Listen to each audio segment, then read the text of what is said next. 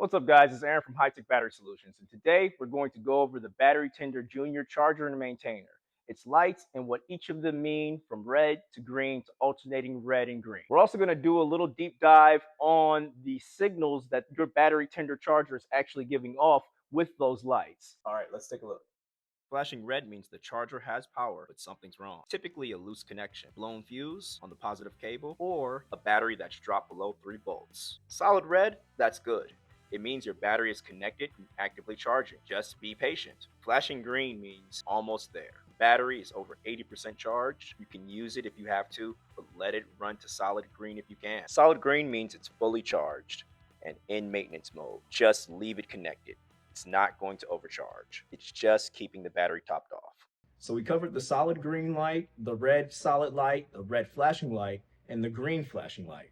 But what if your battery tender charger, it never reaches those stages? Or if it goes and it gets stuck in between the alternating red and the green?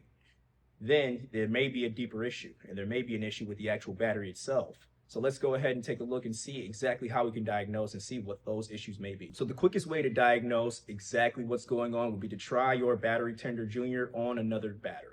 If you're getting the exact same lights and the exact same thing is happening to the other battery, then you know that it may be an issue with the actual charger itself.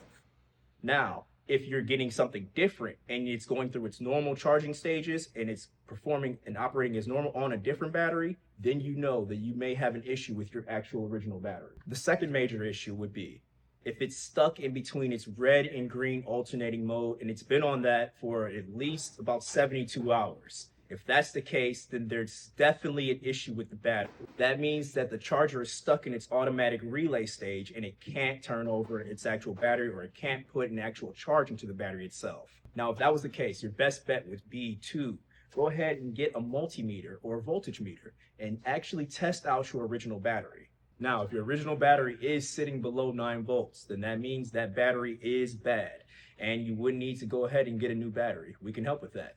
You can give us a call, drop us a line toll free at 1-877-775-4381, and we can actually diagnose and see what else would be wrong, or if you need a new battery or a new charger. All right, guys, we went over a lot here today. On the screen, we will actually have a recap of everything that we went over.